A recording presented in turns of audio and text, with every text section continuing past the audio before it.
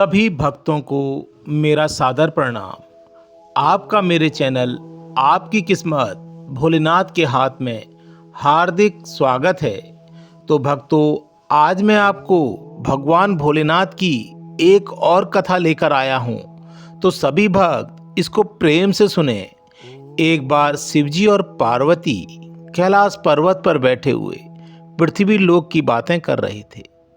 तभी माता पार्वती ने पूछा, हे प्रभु, आज मुझे यह शंका हो रही है कि पृथ्वीवासी व्यक्ति कितना पाप करते हैं। इन पापी व्यक्तियों का अंत कब होता है?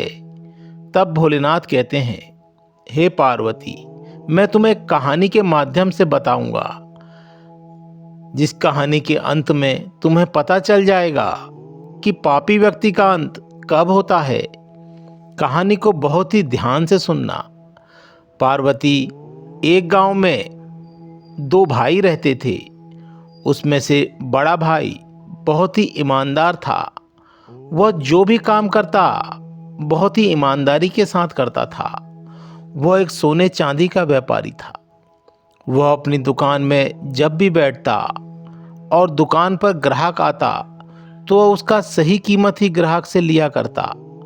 वह कोई भी मिलावट या ग्राहकों को ठगने का काम नहीं करता था, जिससे उसे मुनाफा कम होता था।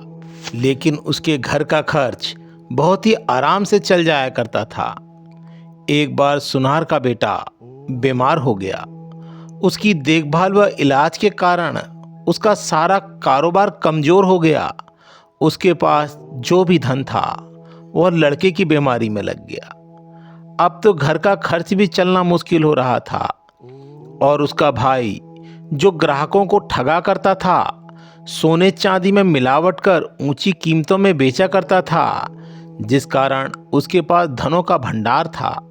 उसके बड़े बड़े शहरों में प्रॉपर्टियां थीं।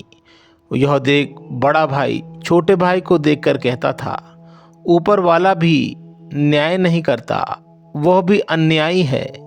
मैं पूरी ईमानदारी के साथ व्यापार करता हूँ, गरीबों की मदद भी करता हूँ, दान पुण्य भी करता हूँ, भगवान भजन भी करता हूँ, फिर भी मैं दुखी हूँ।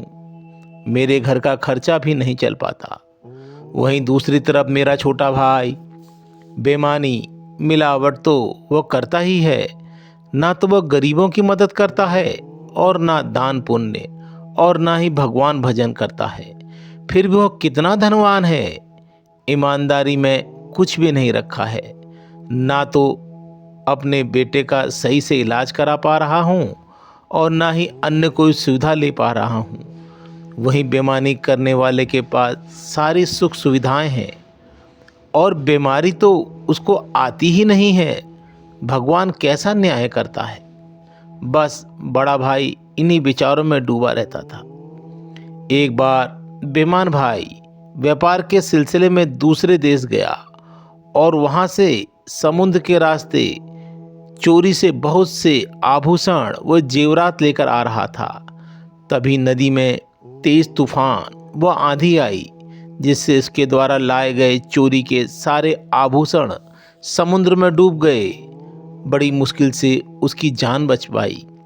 अपनी जिंदगी की पूरी कमाई को समुद्र में डूबा देख वह परेशान हो गया और बीमार पड़ गया।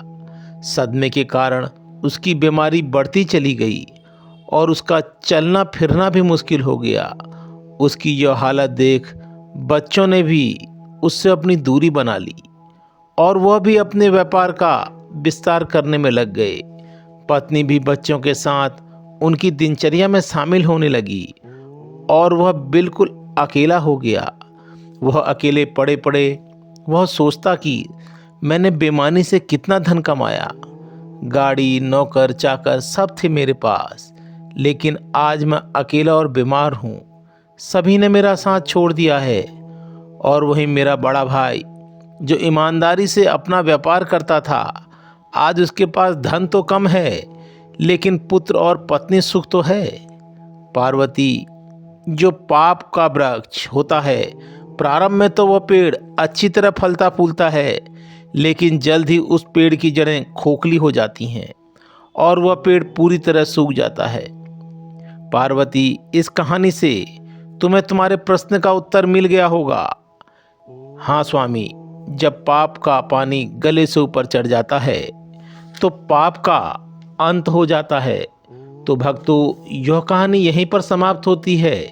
अगर यह कहानी आप लोगों को अच्छी लगे तो कमेंट्स बॉक्स में हर हर महादेव लिखना ना भूलें।